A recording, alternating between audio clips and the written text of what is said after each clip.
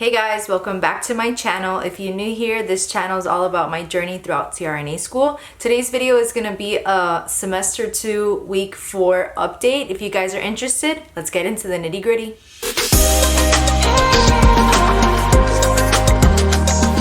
I cannot believe I'm already a quarter of the way through semester 2.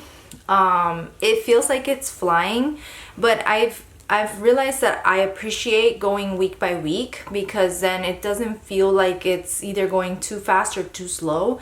Like if I designate this week, I'm gonna do this, and I get it done in that week, I don't realize time is passing. I just know that I'm getting stuff done. I'm studying, I'm on top of my stuff. Like I'm not behind, maybe a little bit behind, but I feel like I'm okay. And it doesn't feel overwhelming. It doesn't feel as stressful. It's still stressful, but it doesn't feel as stressful. And it's like, time passes no matter what.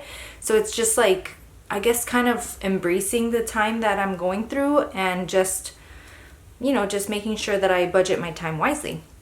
So I just had a test last week. I don't know if you remember from my last video, I mentioned that I was studying for it. I actually did really well. I wanted to do better, but I'm okay with the score. I got a 90. I feel like that's what I always get, but from what I heard, it was a pretty tough test. I felt like it was decent, but again, I don't know. I thought it was okay. And then now I actually have a test coming up on this coming Wednesday. It's for health assessment, and I feel like it's gonna be pretty much common sense, but I don't want to get blindsided. So I have been reading the chapters that are assigned, and this professor is like, she's like, I don't know, an angel sent from God. The syllabus actually has page numbers. Like it'll say like chapter 44, but it'll be like chapter 44, page 580 through 584. So it's not like you're reading all of that chapter. Like you're only reading what she wants you to read, which is great. So I've actually been reading the sections that she assigned, and they really do coincide with her lectures. Like her lectures are pretty much a summary of everything that she assigned to us. So it doesn't feel like it's so overwhelming. It's material that I've heard before. So I think I'm gonna do okay. I just don't know what to expect with her because I've never had a test from her yet. She's our new professor for this semester, but I think it'll be okay.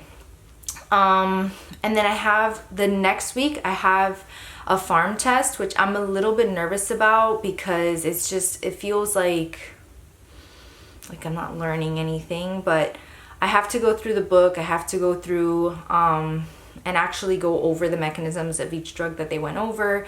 Thankfully, they're really going over drugs that we're giving. So I feel like I do want to know what they do, on the cellular level. So it doesn't feel so overwhelming. Knowing that I do want to learn it, it's much better than actually being forced to learn something. And then of course I'll do my little concept map so that I can visualize it and it'll make more sense to me. As far as the busy work that I said that I wanted to get done by week 4, I've been working on it. It's not that I've been slacking, and I do feel like it was a little bit excessive of me to make that goal, but I've been on top of it. So as far as busy work, I had 4 Apex workbooks. Those are done.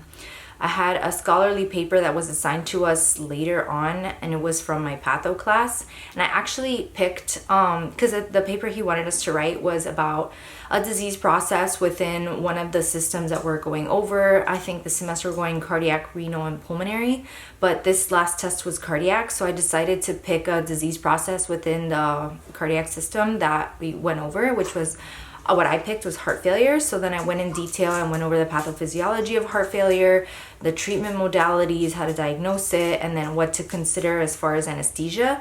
So it was actually a pretty interesting paper to write. I didn't mind it.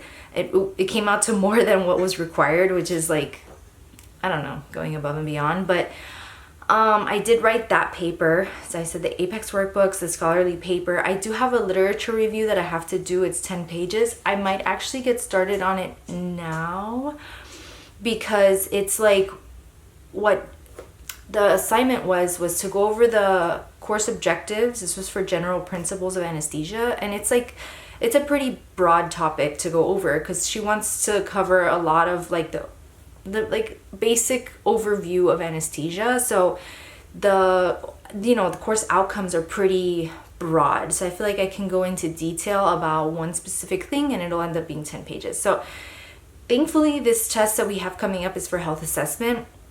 That covers a lot of material from general principles, because obviously the pre-op assessment is pretty important in our scope of practice when it comes to CRNAs and anesthesiologists.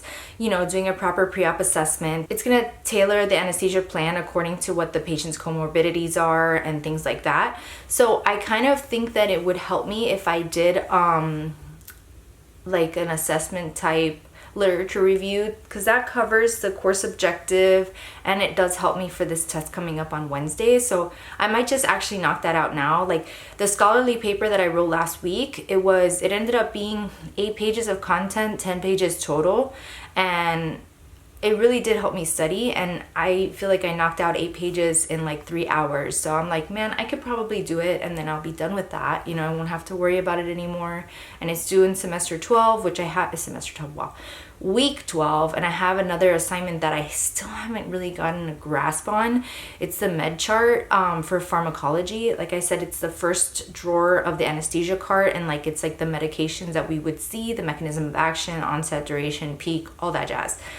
I like the template he gave us is a little bit vague. Like it almost seems like it's supposed to be a specific way, and I don't know exactly what he wants. So I think I'm just gonna make my own and use the headings, because it just seems too complicated to use the template he used, and he said he really didn't care. So I think I'm gonna make my own, and then I'll probably be able to knock it out sooner or faster.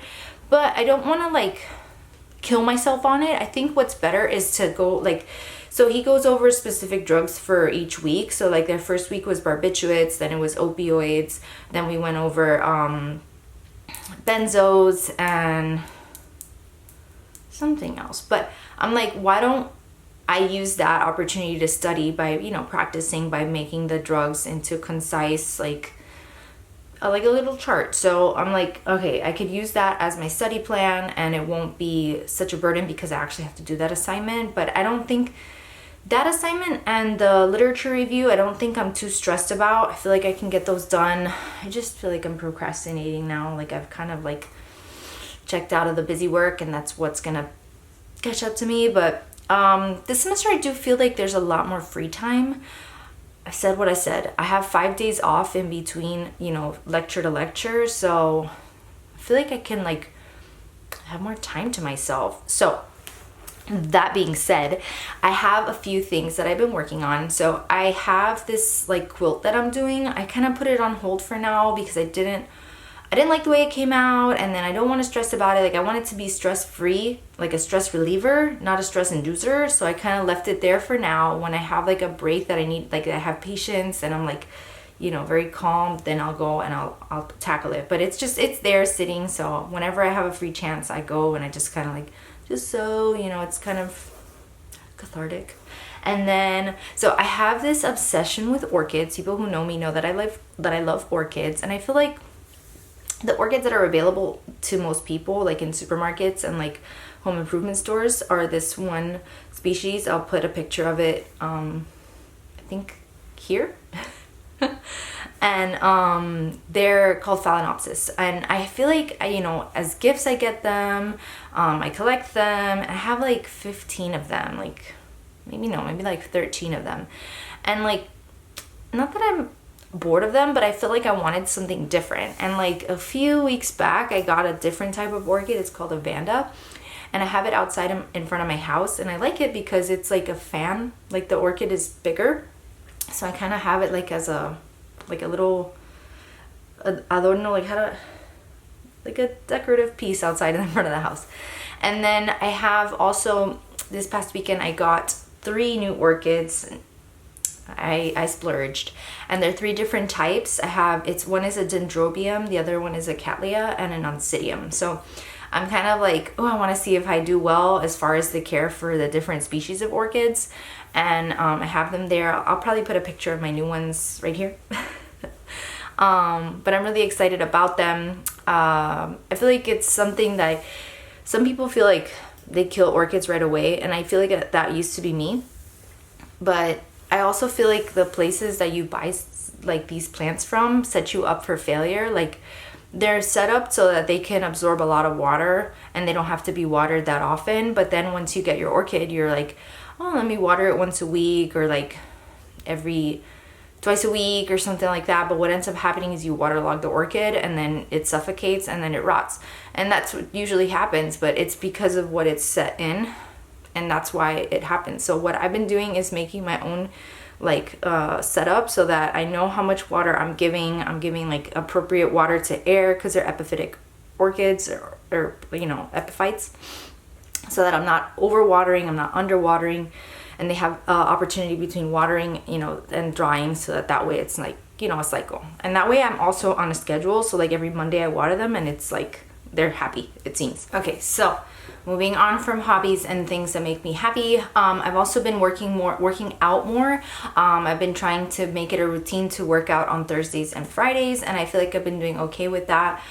This past week there was that little tropical storm or cyclone or whatever, so I was kind of like, I don't know, I just felt like napping. But yeah, I've been doing okay with that. And then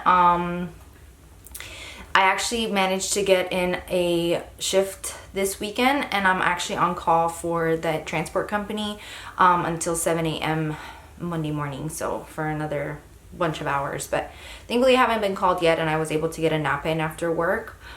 It was a gamble, but I feel like I didn't have any other days to give because I tried to make sure not to schedule my shifts on important test days, and I feel like the test that I have coming up on Wednesday isn't that bad. Like it could be worse. It could be my farm test. Like, thank God next weekend I don't have any shifts scheduled, and I really need that time to study because it's 5 weeks worth of material that we're gonna go into in the first test, and I feel like I'm not quite ready. Other than that, I feel like as far as the week 4 update, I'm doing well. I feel like I have like a grasp on how to be a full-time student, and I'm able to manage to incorporate things that make me happy and things that I feel like I need in order to keep my sanity. So that's good. I feel like this semester is doing a lot better for my mental health. I got an A in my first test, so that kind of sets up, you know, the bar high for the rest of the semester. And like I said, I want to keep my grades up so that way, worst comes to worst, when I'm taking all my exams at the same time, you know, I don't have to worry about getting a certain grade in order to pass, because that's just way too much stress and my stomach can't handle that. But other than that, I think I'm doing all right, and I feel like this is a good update, and I look forward to future updates throughout this semester. And then look out for next week. I'm going to be doing a front-loaded versus integrated comparison of programs, the pros and cons. So if you guys are on the fence about which program you think would work for you, that's the video you want to watch. Give this video a like if you like my updates, and subscribe to my channel if you haven't already. Otherwise, I'll catch you guys in my next video. Bye!